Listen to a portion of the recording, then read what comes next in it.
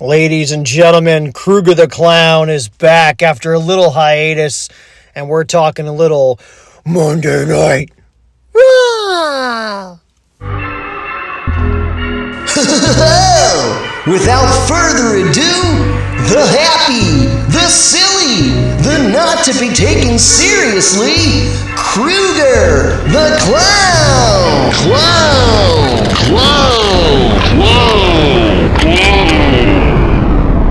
Kruger the Clown here, half man, half clown. We're changing the format up, guys. I'm not going to do the whole chronological segment by segment anymore because, you know what? Everyone does that. I'm going to divvy this up a little bit. And then there's certain segments, by the way, that just aren't really worth talking about. But I'm going to divvy this up from the good, the bad, and the just flat out boring. So here we go. Let's talk about the bad, because I know that's just what everyone wants to hear. Everyone wants to hear everyone rant. And I'm raising my hand because I'm the same way. Let's go to the bad. The bad of this show. Jey Uso running it back again during the opening segment, because they come out and they're helping Seth Rollins against the Vision, and they beat him down. LA Knight comes out, and then of course, after all this, because God forbid the crowd doesn't get to yeet, they have to have Jey Uso run it back, and they play his stupid-ass music, and the yeeting. Guys, yeeting was fun at first. It really was. I remember when I went to Raw. Oh my God, that was almost 2 years ago at this point. I went to Raw, and we were all yeeting in the crowd, and it was fun. It was new. It was fresh. And I have to admit, it became bothersome when Jey Uso started doing the run it back thing, especially when he won the title from Gunther. And that's just when it got annoying. And I'm like, okay, dude, like, this is stupid. I don't need to have yeeting 50 times a freaking show. I'm tired of it. So Jey Uso, that's a bad part of the show. Also, another bad part of the show was Raquel losing the gauntlet match. Bullshit. Absolute bullshit. Raquel should win. She should beat AJ Lee and hold the Women's Intercontinental Championship. See, I don't even remember what the fucking title that AJ Lee had. That's how bad things are. But Raquel should have won and beaten AJ Lee and held the title for like 5 years. Okay? And now we get to a part. If you think I'm ranting right now, oh boy, buckle your seatbelts, ladies and gentlemen, children of all ages, because I'm about to go nuclear on the Stephanie Vaquer video promo. Stephanie Vaquer gets a chance to record a video promo pre-produced, meaning you have the benefit of editing. You have the benefit of multiple takes. You have the benefit of cinematic shooting that makes you look better, can make you look a little more menacing, maybe more intimidating. She had all these benefits behind this promo, and she completely flopped. This promo was literally the same, and I'm going to start swearing, so I apologize in advance.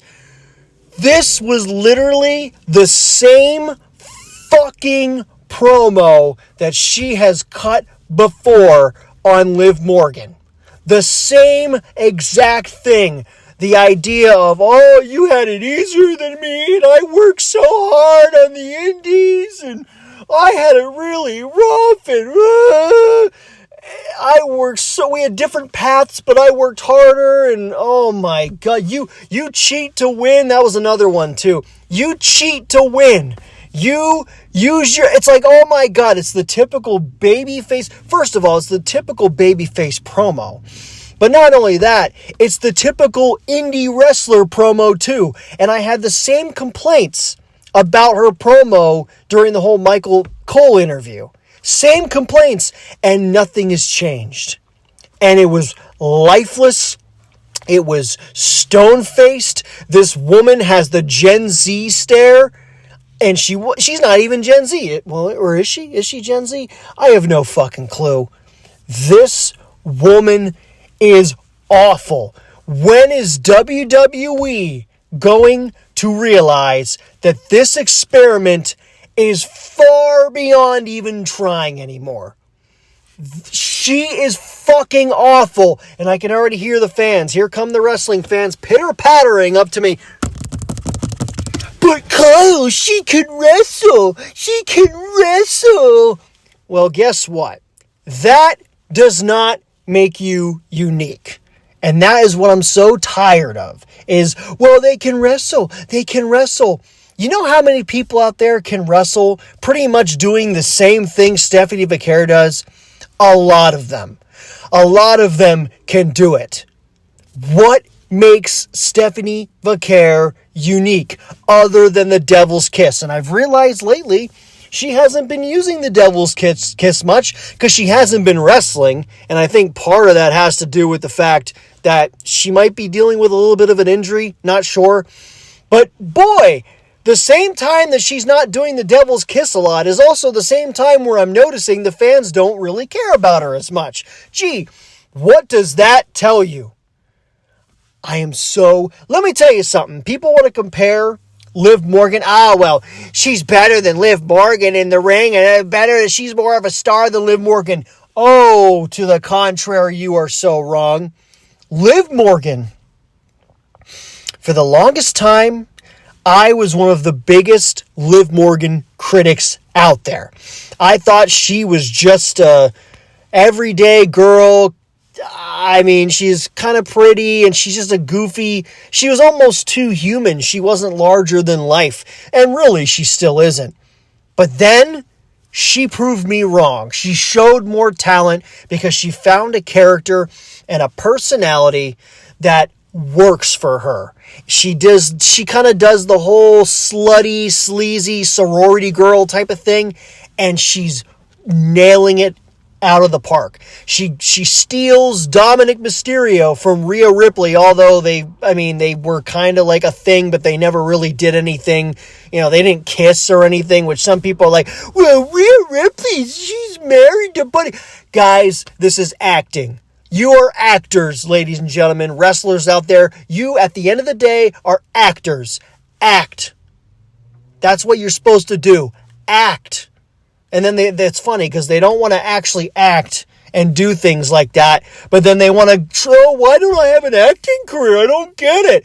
Well, because you're not trying to act like an actor. Anyway. But Liv Morgan changed my mind. Liv Morgan took the steps, not that she gives a shit about what I say, but at the end of the day, she changed my mind. And she went beyond what she was, and she created a human connection with the audience by being somewhat human. And at the end of the day, that's what you gotta do. You have to connect with human beings. Look, man, I grew up and I always had problems with relationships, and, I was socially awkward and all that stuff, and I still struggle with a little bit of that. But my God, do these fans know anything about human interaction? Because they obviously don't. Because Stephanie Vaquer, the way she talks in her native language, by the way, she did this promo in her native language with the subtitles this time, and she still comes off like she just took a fucking Valium. I swear to God, what is it going to take for Stephanie Vaquer to find her personality? I mean, give her some coffee, give her a little bit of that caffeine, maybe a 5-hour energy drink, maybe a 4 Loko, maybe a little bit of alcohol, maybe some cocaine. I have no clue, but this woman, if you're really going to push her as a top female star, she needs to have a personality. It's ridiculous. And look, she's smoking hot. She looks great. And I like the whole getup, the demon devil getup. Looks great. She had good theme music. Now she doesn't have good theme music because they ruined it they Def Rebelled it. Okay. Oh my goodness. There's potential there, but she has the driest personality, dry as a desert, at least on television. I've seen clips of her outside of her character, and she has a little cutesy personality, and she's a cute girl. She's really hot. But it's not translating. And you can hear it in the audience too. And I know people online, oh my God, she's so great. No, here's the problem.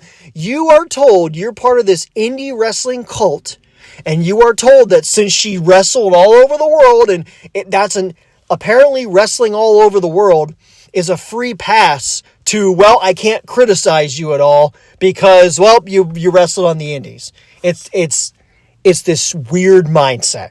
Miles Bourne, if you're listening to this, I hate saying this. Please knock this woman up. Knock her up because she needs to take some time off, and I feel like that's the only way she's going to take time off. Okay? Give her a child. Maybe she can take, because by the time she figures out, it'll be like 8 to 7 months roughly. Give her that time to really think about things, or better yet, she needs to go back to NXT. This is going to be a joke when they finally have this match at WrestleMania. And I hope to God they have Liv Morgan take the title off of her, because it's going to be a wreck, dude. If they have her beat Liv Morgan, it's going to be a joke. People are going to be kind of like, oh, the baby face won.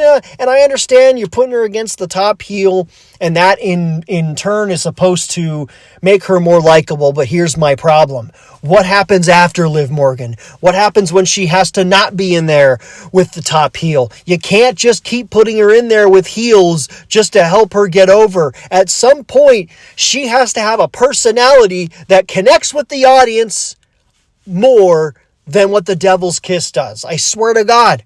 She really is just one move, and that's it. And a really good-looking woman. That's it. She cut that promo a while ago now. Oh, I'm more than the Devil's Kiss. I'm more than the Devil's Kiss. No, you're not. And you haven't shown it for a long time. I need to stop ranting about this now. I need to lower my voice. I wouldn't be surprised if my audio as I'm recording right now is peaked a little bit, kind of going a little bit, distorted, because I am so tired of this, dude. The Stephanie Vaquer thing is just a microcosm of how WWE these days has to shove these indie darlings in our faces and has to push them no matter what, even if they are the most boring people on the planet. And I actually put this in my bad category. Maybe I should have put it in my boring category. So there's a boring too. Moving on. Another bad on this show, I thought, and this is a minor bad, but Dominic Mysterio, he's mad at Finn Balor and everything, but I kind of wanted a segment where he confronts Danhausen and he goes, hey, Danhausen, what the hell? Take this curse off of me. Minor. Also, another bad thing, no Gunther. Now, Gunther's supposed to be one of your top heels, right? And he's not even on the show this week, and we have no idea what he's doing for WrestleMania. What's going on? This whole build towards Gunther being this massive heel, top heel in the company, boy, they're screwing it up big time.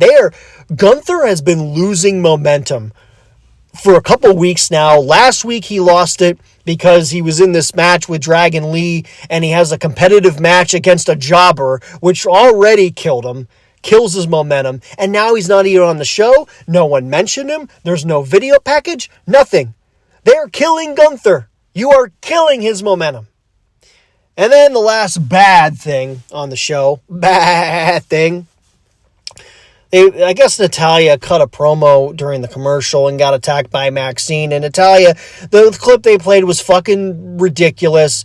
She should have just farted into the microphone. That would have been 10 times better. And it's like this feud is a joke. It's so forced. No one gives a shit. Once again, you don't even put Natalya and them on TV. Barely. What's going on? This has to be one of the worst built WrestleManias I've seen in a long time. This is bad, guys. So, now let's go to the boring. Now, some of the stuff, there's some other boring stuff I could have put on here, but honestly, some of it's just not even worth talking about. I was even debating about not even talking about Obafemi and Rusev, because it's just a throwaway thing. But you know what? It was kind of boring. Mainly because, look, we know where this is going. Rusev, he loses this match, and he's going to disappear. He's gone. Dude, you might as well go back to AEW. You're barely on TV more than you were on AEW. So I don't know what to tell you, man. And Rusev he's lost his footing. Boring. The next two things aren't really boring, but they just were like, whatever. The opening segment with Adam Pearce and Seth Rollins trying to confuse, first of all, the whole dancey, weird dance around the campfire crap that the masked men were doing. The first time they did it, and then they revealed Seth Rollins, what was the point of that? It really didn't make any sense. Even Adam Pearce and kayfabe said that. It was really silly. Now, the second time they did it, it made sense because they were trying to confuse the Vision. So, hey, I get that. But overall, the segment was just, once again, very inconsequential. It didn't really accomplish much.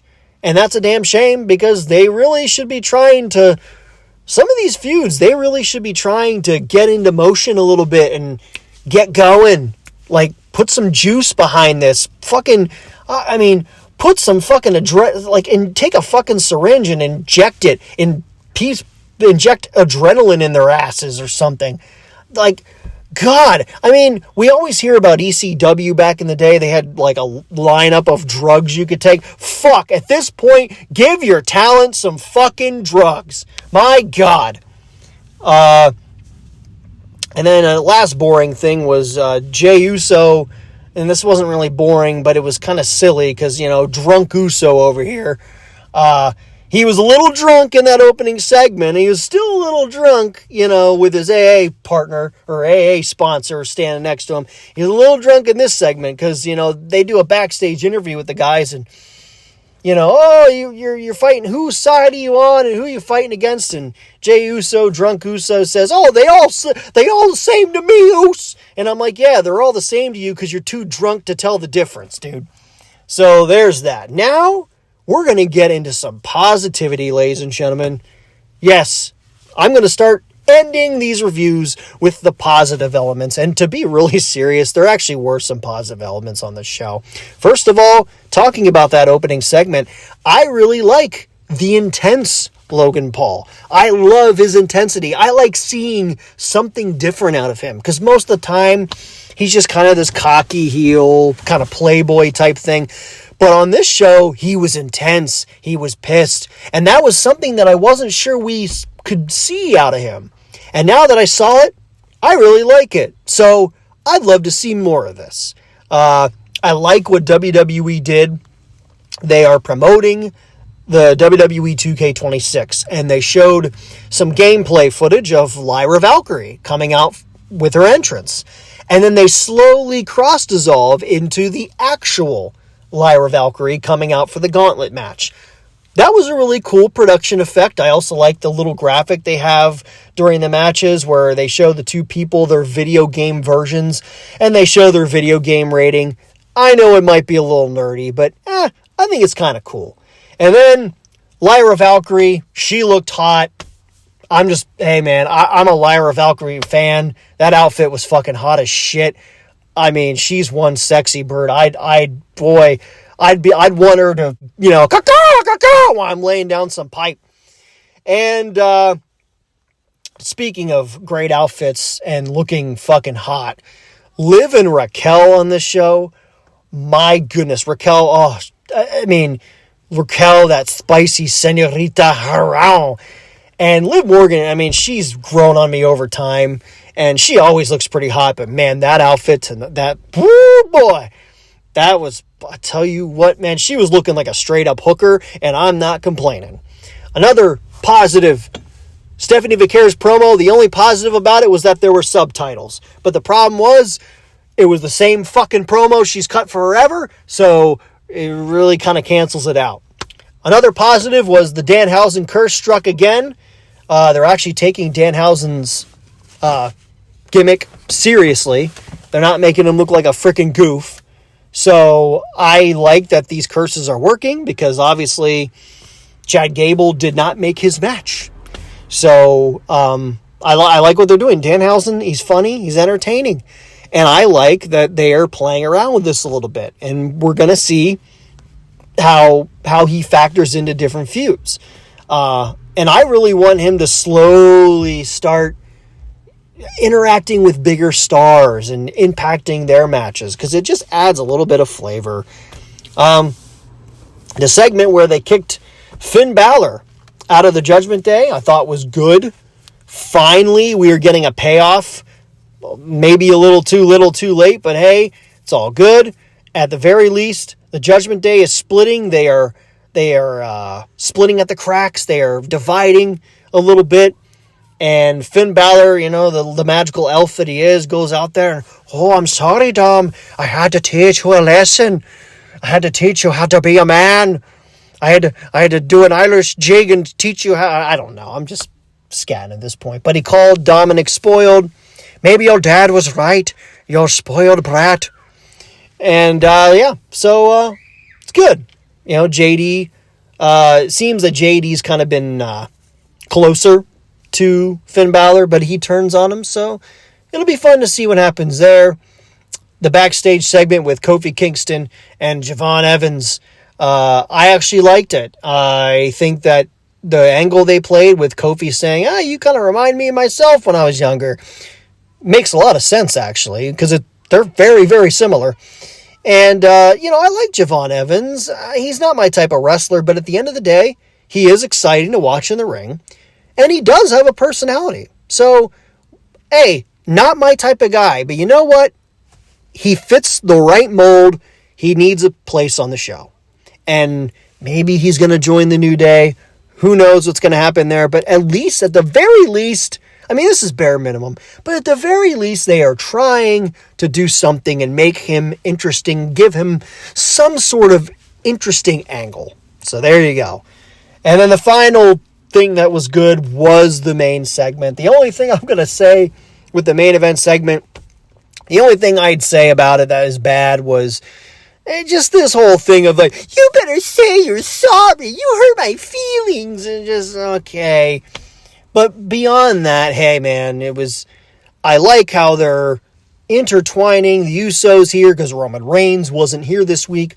So they have his cousins get involved, and CM Punk acknowledges that, and they did a good job building some history between, kind of linking Punk to that family, talking about he was pretty much babysitting Lance Anoa'i. So I love what they did. The story they weaved here was nice, and I think it's actually possible that we see a little bit more of Jimmy and Jey Uso getting involved with this whole thing, because now they really have built that up. And I have, not a theory, because I don't think they're going to do this, but I have a proposition for WWE on this one. And I don't think a lot of people are going to like this, but hear me out. Think about it. They could make it work. What if you want a nice little swerve, what if, leading up to WrestleMania in this title match, the Usos, they're by Roman's side, they're defending him, CM Punk, it looks like he's fighting against the odds, and then at WrestleMania, the Usos get involved in the match, and instead of going against Punk, they turn on Roman Reigns. And they join CM Punk, and they create like a little stable, or better yet, it doesn't need to be an official stable. They can just kind of be on his side, just to spit in Roman Reigns' face. And remember, CM Punk did say to the Usos, "Hey, I apologize that Roman treated you like garbage and blah, blah, blah." And what if the whole thing was one big ruse to get Roman, going and get him fired up and get him to maybe trust his family again, and then they slap him right in the dick?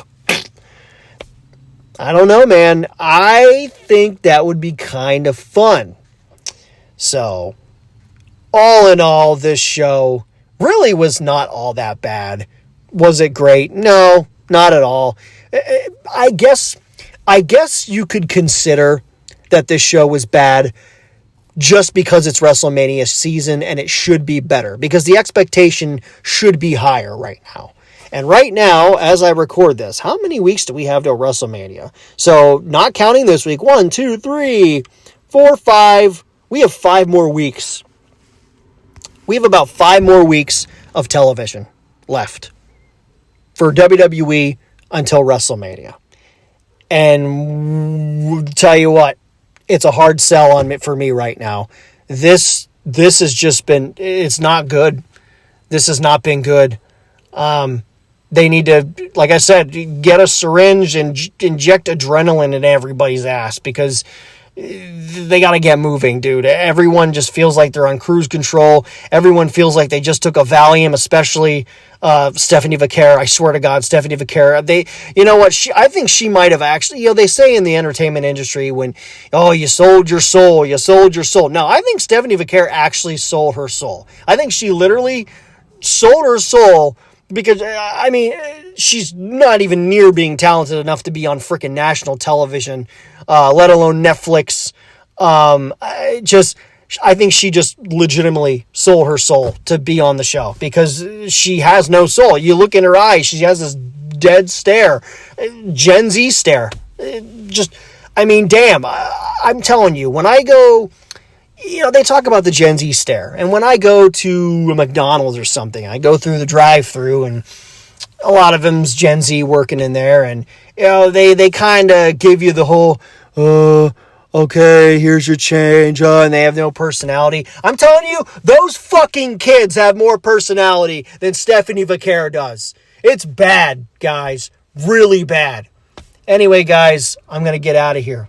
I'm going to end this review right now. And the next time you hear from me, you will be hearing me for a review of WWE Friday Night